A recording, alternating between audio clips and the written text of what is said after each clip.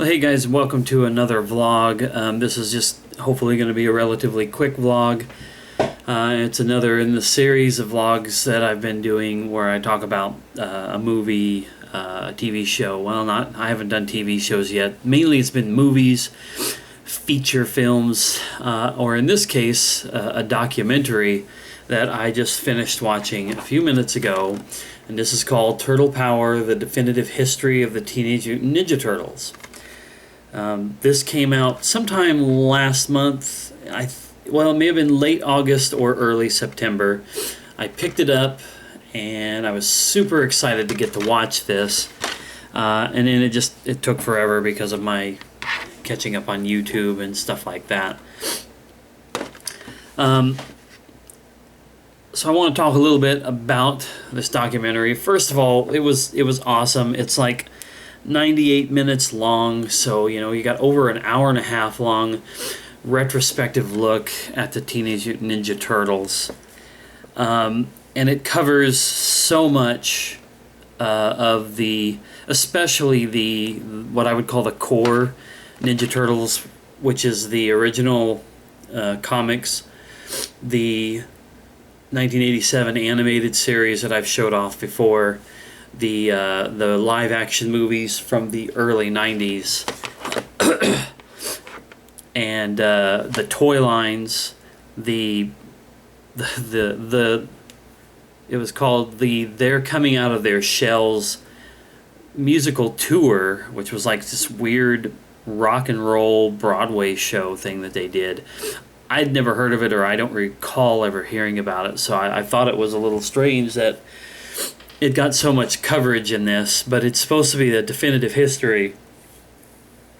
But as good as it was, as informative as it was, and I mean, they talked to Peter Laird and Kevin Eastman, the original creators of the Turtles, the creators of Mirage Studios. They talked to Fred Wolf from the animation studio that did the animated cartoon.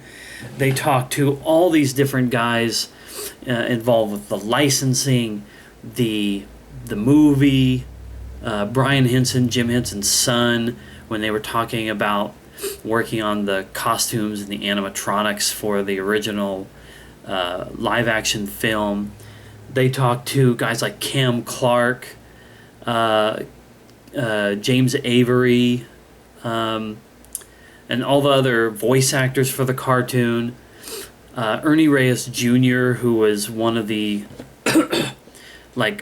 stunt guys for the Ninja Turtles, but he was also one of the main actors in the second movie. They kind of just barely touch on the second and third movies, which I'm sure everybody says, that's all that they really required, because they're not as good as the original. But I mean, they have so many people behind the scenes involved in the comics, the cartoons, the toy lines, all of that. Shows so much good stuff. It is very in-depth. It is a definitive history of the Turtles up until a certain point. And that's where my only complaint is. At the very beginning of the documentary, they show this reverse timeline starting with 2014, and they showed promotional artwork for the new Michael Bay movie, and they showed a scene or two from the most recent Nickelodeon cartoon that still airs right now. They showed the 2007 CGI movie. They showed the 2003 cartoon series that was a little bit more, I think it was Nickelodeon, but it was a little bit more, had more of an edge to it. It didn't seem like it was total, in-your-face kids cartoon.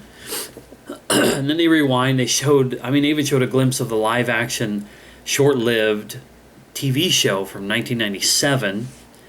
And I mean, it keeps going back. It touches on the three movies, the cartoon, the whole thing. That particular timeline at the beginning of this kind of seemed to cover it all. So I hoped that it would.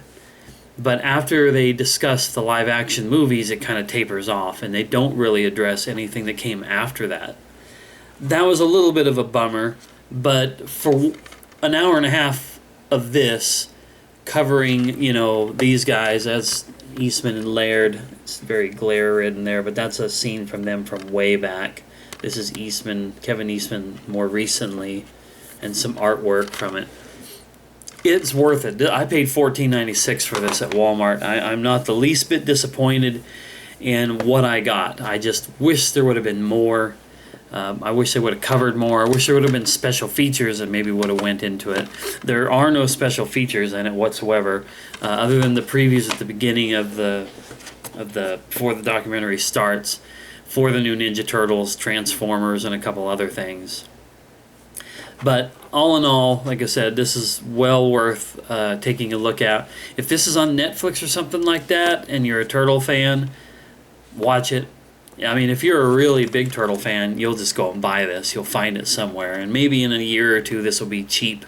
Maybe this will be something that'll swim around the $5 bins at Walmart. Excuse me, before too long. But it was well worth a look under the shell, as it says right there. Absolutely. I was glad to finally have watched it. Maybe this will be the beginning of me getting through my backlog of movies and stuff that I need to check out.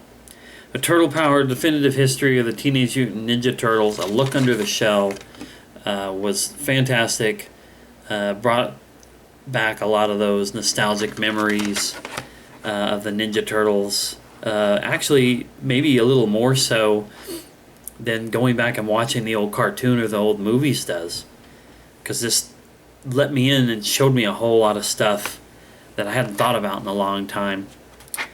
And I wanted to make mention of a couple of things too. I think due to when this documentary was done, they probably didn't have the time to acknowledge the fact that James Avery, the voice of Shredder in the old 80s cartoon, they weren't able to acknowledge his passing.